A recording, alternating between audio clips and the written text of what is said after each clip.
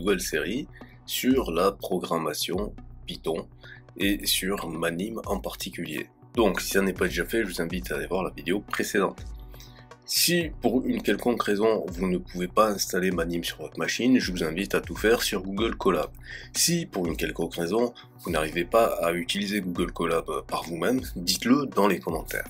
Donc je rappelle le tutoriel sur lequel on se base sur le tutoriel donc slama.dev, vous avez le lien dans la description. Et pourquoi est-ce que j'utilise ce tutoriel? Parce que c'est à mon sens le meilleur tutoriel qui a été fait sur le sujet, mais après je vous montrerai d'autres ressources. Et pourquoi est-ce que c'est le meilleur?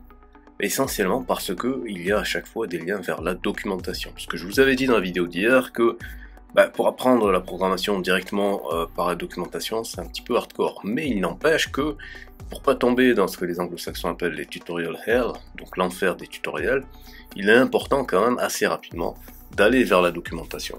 Donc on ira vers la documentation et c'est pour ça que je pars de ce tutoriel. C'est également pour ça que je vous montre ce qu'il a fait et que je vous montre comment est-ce qu'on fait des modifications pour commencer à explorer par soi-même. Parce que à la fin des fins, le but du jeu c'est d'être capable de construire des programmes à partir de zéro tout seul.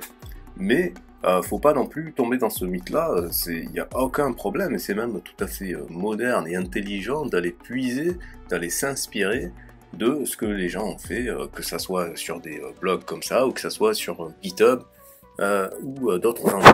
D'accord ? Le but c'est pas forcément de réinventer la roue à chaque fois. Voilà. Alors j'espère que le son est bon, et vous me direz ça dans les commentaires. Donc on est parti. Hier, on avait fait le first animation, on a fait quelques petites modifications. Et là aujourd'hui, on va faire donc les animate syntax. Donc j'avais déjà écrit des petits trucs, donc on va exécuter ça, d'accord. Animate, syntax, voilà, et ensuite on va aller regarder le code pour comprendre qu'est-ce qui s'est passé. On voit qu'on a un carré et un cercle qui bouge et qui change de couleur. Alors on va regarder ça en détail pour savoir qu'est-ce qui s'est passé. Donc regardons le code. Voilà, donc ici on a toujours la première ligne, hein, je répète parce que ça s'adresse à tout le monde, et puis c'est en répétant que les choses rentrent. Donc la première ligne c'est toujours from Manim import étoile. Je précise également, j'avais dit dans la vidéo d'hier, que ce qu'on utilise c'est le Manim Community Edition, parce qu'il existe d'autres versions de Manim, notamment celle qui est utilisée par Grant Sanderson. Je ne recommande pas d'utiliser celle de Grant Sanderson, pour plusieurs raisons, je vais vous expliquer rapidement. La première, c'est parce que Grant Sanderson, c'est un individu, alors que la Community Edition, c'est un collectif de développeurs. Donc ça veut dire quoi? Ça veut dire que Grant Sanderson il fait des choses pour lui, et les gens de la communauté, la communauté elle va critiquer, elle va faire des améliorations, elle va faire surtout de la documentation. Et la communauté, forcément, va apporter plus d'informations, plus de diversité et ainsi de suite. Ensuite, la version de la communauté, elle est également beaucoup plus documentée et elle est beaucoup plus ouverte pour pouvoir aider les gens à apprendre. Grant Sanderson, il est très sympathique, il est très génial, tout ce que vous voulez, mais il a sa propre vie et c'est tant mieux pour lui et c'est normal, il n'est pas là pour enseigner à tout le monde. Alors que les gens de la communauté édition sont là justement, précisément, pour enseigner comment utiliser Manim. Voilà, fermeture de cette parenthèse. Donc, from Manim import étoile, donc ça doit toujours être dans votre fichier Manim. Ensuite, vous avez classe, et donc je vous ai dit hier qu'il est très très fortement recommandé, d'ailleurs dans la documentation officielle, après on verra la documentation, d'utiliser qu'une classe par fichier. Cette classe, c'est la classe animate. Ok. Donc ensuite, vous avez la fonction constructeur. Donc ça, les gens qui ont fait de la programmation objet, c'est quelque chose de classique en programmation. Okay. Les gens qui n'ont pas fait de programmation objet ou qui sont débutants en programmation, vous ne vous occupez pas pour l'instant, vous dites c'est obligatoire d'avoir ces deux trucs, classe et ensuite juste après dev constructeur. Ok. Alors ensuite on a un carré, ça on avait vu hier, je vais rentrer un peu plus en détail parce que hier je l'avais dit, mais j'avais pas dit qu'est-ce que vous avez. Donc vous avez à gauche, vous avez le nom de la variable. D'accord, square, j'aurais pu l'appeler carré si j'avais envie. D'accord, ça c'est libre, c'est le choix de la variable. À droite, vous avez donc un objet qui est déjà préprogrammé. Square. et qui peut avoir plusieurs caractéristiques, donc notamment la couleur. Donc là, la couleur qui a été choisie, c'est rouge. Ensuite, vous avez une méthode, c'est-à-dire une fonction qu'on applique à cet objet. D'accord ? Un square, c'est un objet. Sur un objet, on peut appliquer des méthodes, c'est-à-dire des fonctions. Et là, c'est la fonction shift qui va permettre de décaler, et qui va décaler de 2 unités vers la gauche. Pour cercle, circle, c'est pareil. Vous avez circle, la variable, et puis vous avez donc l'objet circle avec une couleur, cette fois bleue, et un décalage, cette fois la méthode shift encore appliquée à l'objet circle et de 2 crans vers la droite. Ensuite, une fois qu'on a créé ces objets, il faut lui demander de les animer. Pour pouvoir les animer, il faut les écrire avec la fonction write qui va écrire le cercle et le carré. Ensuite, si on veut les bouger, parce que là, quand on les écrit simplement, ça veut dire qu'on les affiche. Parce que là, si vous voulez, on les a construits, mais sauf que pour qu'ils s'affichent à l'écran, il faut demander de les écrire. Donc ça, c'est l'étape ici où on les a écrits. Et maintenant, si on veut les bouger, on va utiliser la méthode animate sur les objets en question. Donc là, en l'occurrence, sur l'objet square. Et on va faire un décalage, cette fois, de 0,5 vers le haut. Et l'autre, un décalage de 0,5 vers le bas. Ensuite, on peut faire d'autres types d'animation. On peut faire de la rotation et on peut également remplir l'intérieur, parce que là on avait vu que le cercle et le carré avaient été définis sans qu'ils soient dessinés à l'intérieur. Donc là, pour dessiner à l'intérieur, on va utiliser fill. Donc pour faire la rotation, alors je ne me rappelle plus dans la documentation quand on a regardé, mais de façon générale, je vous recommande d'utiliser le système radian. Donc pour ceux qui n'ont pas étudié les radians, qu'est-ce que c'est? Quand vous faites un tour complet de votre cercle, vous avez 2π, d'accord? 2π fois le rayon, c'est la longueur de la circonférence d'un cercle, c'est le périmètre du cercle. Et bien c'est ce qu'on appelle la mesure radiale. Donc ça correspond à 360 degrés. Et donc du coup, si vous faites un demi-tour, la moitié de 2π, c'est pi. Donc pi, ça fait 180 degrés, et ainsi de suite. Donc pi sur 2, ça fait 90 degrés. Donc là, la référence à vous rappeler, c'est qu'un tour complet, ça fait 2π, et 2π, ça fait 360 degrés. Une fois que vous avez ça, vous pouvez faire des petits calculs pour pouvoir trouver les différentes mesures. En règle générale, si on a des carrés, on va plutôt avoir tendance à faire des rotations du style pi sur 2, c'est-à-dire 90 degrés. C'est des choses assez classiques, on ne va pas chercher des choses exotiques. Mais voilà, la relation, c'est 2π égale 360 degrés. Voilà, donc ici, le carré, il bouge de 90 degrés. Lorsque on fait des rotations, il faut indiquer dans quel sens. Est-ce qu'on va dans le sens des aiguilles d'une montre ou dans le sens contraire? Lorsqu'on va dans le sens contraire des aiguilles d'une montre, on dit que c'est le sens direct. Donc en général, ce sera noté avec un plus ou pas de plus. S'il n'y a pas de signe, ça veut dire que c'est plus. Si on veut tourner dans le sens des aiguilles d'une montre, c'est ce qu'on appelle le sens indirect, le sens négatif, et dans ce cas-là, on mettra un signe moins. Donc là, puisqu'il n'y a pas de signe moins, ça veut dire que c'est plus, donc ça veut dire qu'on va tourner dans le sens inverse des aiguilles d'une montre. Une autre façon d'appeler ce sens-là, ce qu'on appelle le sens direct, c'est lorsque vous parcourez le chemin et que vous tenez le chemin avec votre main gauche, comme si c'était une rampe, et bien c'est ça le sens direct. C'est lorsque le chemin il est sur votre gauche, lorsque vous le parcourez, comme si c'était une rampe. Voilà. Ensuite, la dernière chose, c'est qu'on change les couleurs, donc c'est à nouveau animate. Donc la structure c'est toujours la même, c'est animate. Puis ensuite, quel est le type de choses qu'on veut faire? Est-ce qu'on veut faire un décalage? Donc dans ce cas-là, c'est animate shift. Est-ce qu'on veut faire une rotation? Dans ce cas-là, c'est animate rotate. Est-ce que ça va être une mise à l'échelle, scale? J'en ai pas parlé tout à l'heure. Effectivement, ici, vous avez le cercle qui a été augmenté, il a été doublé. En fait, scale c'est l'échelle, donc il a été doublé. Est-ce que vous voulez remplir la figure de couleur? Dans ce cas-là, vous avez deux paramètres à indiquer, la couleur et l'opacité.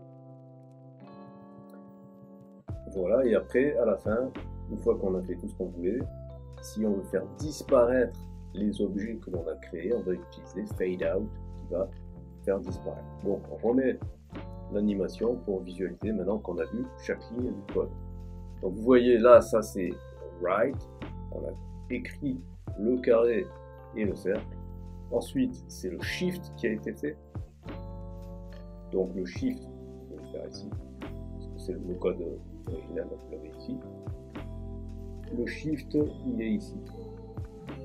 D'accord? Alors la question que vous pourriez éventuellement poser, c'est le shift du début. Pourquoi? Qu'est-ce que c'est le shift du début? Le shift du début, en fait, ça sert à indiquer à quel est le positionnement du carré et du cercle. Parce que par défaut, on crée des objets dans Mani qui sont centrés en l'origine du repère, c'est-à-dire au centre de la figure.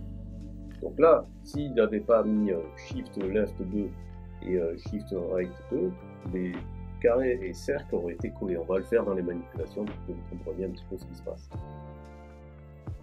Voilà, donc là, le décalage qui est ici, ça correspond à la partie Moving Object, où on fait le carré up de 0,5 et le cercle down de 0,5.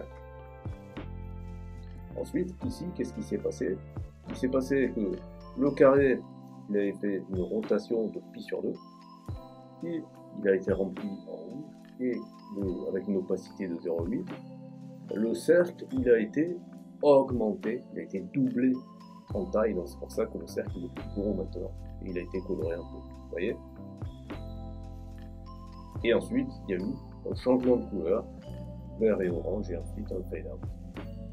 Donc, on va regarder les modifications que j'ai fait. J'ai fait une petite modification à partir de là, que j'ai appelé My French Flag. Et vous allez comprendre pourquoi. Donc, je vais d'abord l'exécuter, et ensuite on va discuter de qu'est-ce que j'ai fait à l'intérieur, sachant que je suis parti du code original et puis j'ai fait quelques petites modifications.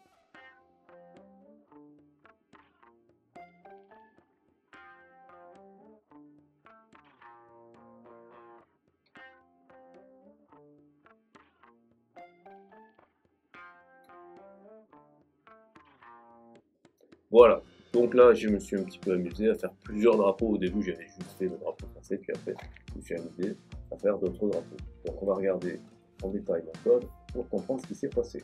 Donc le début c'est tout pareil. En fait, je vous explique exactement la démarche que j'avais fait et on va le faire dans quelques instants. C'est que je suis parti du code de notre ami Chuck et j'ai commencé à me dire qu'est-ce que je pourrais modifier. Parce que tout de suite, quand j'ai vu ces histoires de carrés qui bougeaient, je me dis ah ouais, tiens, en fait, au lieu d'avoir un carré et un cercle, si je mettais 3 carrés, je pourrais faire un drapeau. En fait.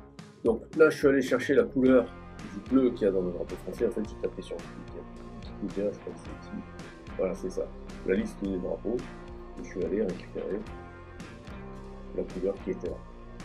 D'ailleurs, en passage, ça c'est un petit peu plus du CSS, c'est que je suis allé ici, je fais inspecter, et je suis allé regarder.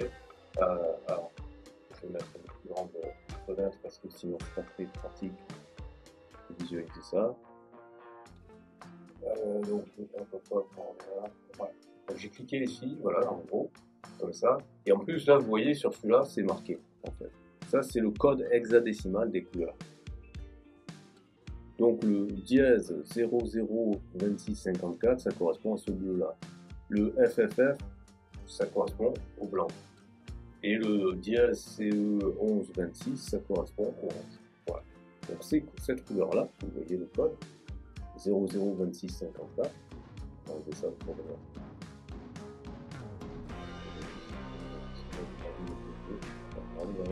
Voilà. Et on va revenir ici dans mon code. Donc vous voyez, c'est exactement ce que j'ai écrit là, dièse 002654. Donc je lui ai donné un nom. Je l'ai mis en majuscule parce que c'est une constante. C'est le code de cette couleur là et ça n'a pas changé. Donc je l'ai appelé French Blue. Et après, comme j'avais, c'est pas ce que j'avais mis initialement, mais après, quand une fois que j'ai réussi à faire mon drapeau français, je me suis dit, bah, tiens, je peux m'amuser à faire des modifications avec d'autres drapeaux. Donc ce que j'ai fait, c'est que j'ai décidé d'appeler ça bande 1, bande 2, bande 3. Bande en anglais, ça se dit string. Donc initialement, ma bande, c'est un carré de couleur French Blue parce que c'est la couleur que j'ai définie.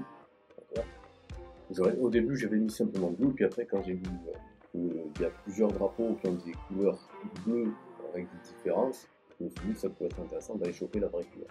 Voilà. Donc la construction, c'est à peu près la même que ce qu'on a vu là, hein. C'est son même square machin, sauf que, ben voilà, là j'ai changé, je ne l'ai pas appelé square, je l'ai appelé strict 1, que j'écris ma propre couleur, que je suis allé chercher sur internet, et qu'au lieu de faire un shift left 2, je fais un shift left 1.3, parce que cette fois, je vais avoir 3 rectangles en fait. Pour Street 2, bah, j'ai mis simplement white, c'est pareil que FFF, voilà, et je lui ai dit d'aller vers le bas, Et l'autre, j'ai mis simplement red. Je suis pas allé chercher effectivement la couleur red, mais d'ailleurs, ce qu'on va faire, c'est que je vais le faire devant vous, comme ça. Comme ça, vous allez voir. Alors, attendez, c'est où? Donc, on nous a dit que le rouge, je vais le mettre là. Comme ça, je le fais avec un peu. Voilà. Donc, je vais mettre French red. Voilà. Et donc, on a dit que le code, c'est CE 1126. Voilà. Et donc maintenant ici, à la place de j'aurais dû laisser ça. Et voilà, French. Et donc là, je vérifie. En fait, est-ce que je vais animate French blue? Ça, ok, d'accord. Donc ça veut dire que là, je vais mettre French.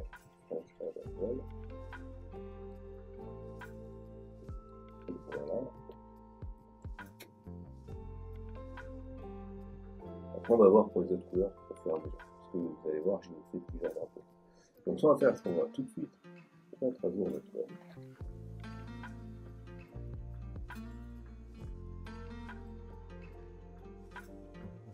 Voilà, donc là, vous voyez que les couleurs, ça correspond exactement. Après, c'est d'autres trucs, donc ça, on va voir. On revient dans le code. Voilà.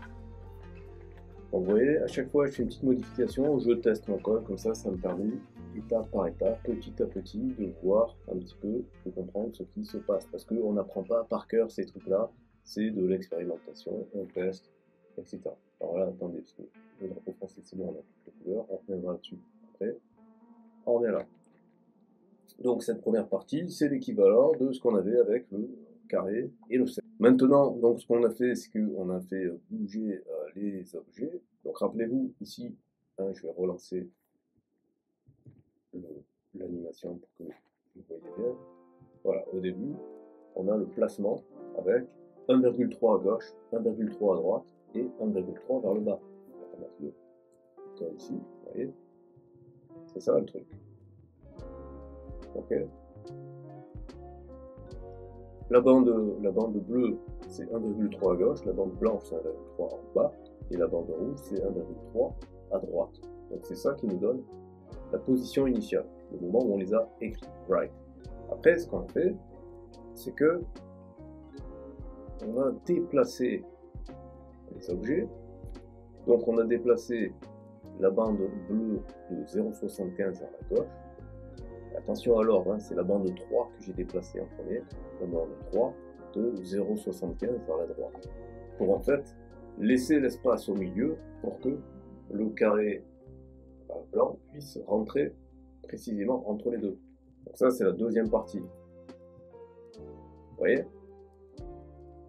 Il y a le rouge et le bleu qui s'écartent respectivement, le rouge vers la droite, le bleu vers la gauche, et le blanc qui monte. Donc ça tombe pile poil. Alors les chiffres, comment je les ai chopés, ben c'est pas essai erreur en fait. J'ai tâtonné jusqu'à trouver la bonne valeur pour que ça fasse le bon raccord, comme c'est le cas ici. D'accord? Alors après là, on est sur l'étape d'après, l'étape où on va faire cette fois les rotations. Donc vous voyez qu'il y a des temps d'arrêt par rapport à son code à lui. J'ai rajouté self wait, wait comme son nom l'indique, qui veut dire attendre. Comme ça nous permet de temporiser, de voir ce qui se passe. Donc maintenant, ce qui se passe, j'ai repris la même configuration, hein. Il y a même le même commentaire, hein. C'est le copier-coller de ce qu'on a fait, sauf que je l'ai adapté pour mon nouveau code. Donc dans mon nouveau code, j'ai plus square et circle, mais j'ai strip 1, strip 2, strip 3. Et pour chacune, j'ai fait une rotation de pi sur 2. Donc j'ai gardé la même rotation, et c'est pour ça qu'on le voit, c'est synchro, elles tournent en même temps. On peut s'amuser à faire par exemple la bleue qui tourne vers la droite, vers la gauche, pardon, et la rouge qui tourne vers la droite, et celle du milieu qui ne tourne pas, on peut l'enlever, la rotation. On va faire ça tout de suite, et on va réinitialiser le code. Comme ça nous permet de voir les différences. Donc là, j'ai fait une modification, j'ai enregistré mon fichier, je relance ma ligne, et on va voir la nouveauté. Donc ça, c'est tout pareil qu'avant. Voilà, et maintenant, voilà, vous voyez, celui du centre, il ne bouge pas, parce que je ne l'ai pas fait rotation. et celui de gauche qui tourne vers la gauche, celui de droite qui tourne vers la droite. Voilà. Je vais garder ça, tiens, c'est plus intéressant, c'est plus symétrique. Allez hop, donc ça on va laisser peser. Donc on a fait les rotations. Donc techniquement, en fait, j'aurais pu m'arrêter là. Mais en fait, ce que je me suis dit, mais une fois que j'ai le drapeau français, je peux passer, et là je vais regarder la liste des drapeaux. Je peux passer au drapeau italien assez rapidement, parce que le drapeau italien c'est quasiment le même que le drapeau français, c'est la première couleur qui change. Donc, on va aller sur l'Italie. Voilà. Parce que l'italien, c'est. Alors, je sais plus si de mettre là, ils ne mettent pas les couleurs, j'ai l'impression. Enfin, c'est dommage.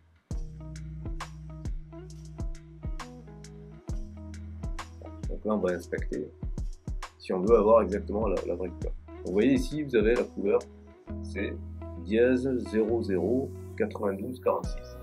Donc on va revenir dans notre code et on va faire la vraie couleur du drapeau italien. Voilà, ici j'ai une green, ce que je vais faire c'est que Italian green.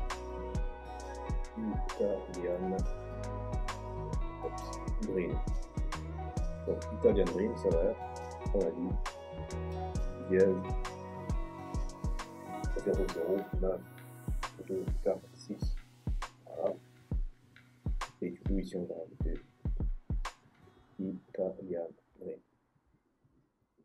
Voilà. Donc on fait ça. Et ce qu'on va faire, c'est que ça, on va rentrer. Donc ça on laisse filer. On a déjà dit, on n'a pas de là-dessus. Et voilà, on a le nouveau drapeau italien. Alors, sachant que le rouge, en fait, il faut regarder le rouge. Parce que le rouge, j'ai laissé red ici. Donc on va regarder. Le rouge, c'est celui-là. C'est pas le même. C'est pas le même que le rouge français. CE, donc au début ça ressemble, mais après c'est 2B37. Donc c'est pas tout à fait le même. Donc là après c'est si on veut être voilà, si on veut être précis. Mais si vous voulez, c'est ce que font les gens qui font des sites web ou des maquettes ou ce genre de choses. Hein. Si on travaille sérieusement, il faut être précis. Donc on va faire le Italian Red. Italian Red. Voilà. Et donc on a dit que c'est dièse CE 2B37. Donc pour les gens qui veulent savoir un peu qu'est-ce que c'est ce qu'on appelle un code hexadécimal. Un code hexadécimal. Et ce qu'on va faire, puisque on va être cohérent, c'est que on va faire ça ici. Comme ça on va récupérer ce truc là. Et on va Italian Red. Voilà. Donc on va sortir de là et on va redicter le code pour voir différentes. Alors il me dit qu'il y a un problème de syntaxe, donc c'est ce qui se passe quand on fait des modifications. C'est petit risque d'erreur. J'ai recopié un truc. Alors où est-ce qu'il est Italian? Ouais, c'est pas cette file, c'est parce qu'il était déjà rempli. C'est cette color. Et surtout, non, en fait, le problème ici, j'aurais pu mettre cette file. Le problème, c'est surtout. Voilà, d'ailleurs, on va mettre cette file ici. Voilà. Hop, on sort de là, c'était la virgule qui marquait.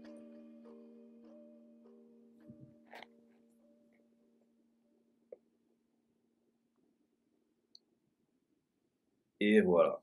Et là, on a le drapeau italien. Exactement. Et vous voyez que le contour est bleu parce que, en fait, si on veut être précis, il faudrait modifier également parce qu'il y a deux choses. Quand on définit le carré, on a défini sa couleur. On a défini la couleur de la bordure.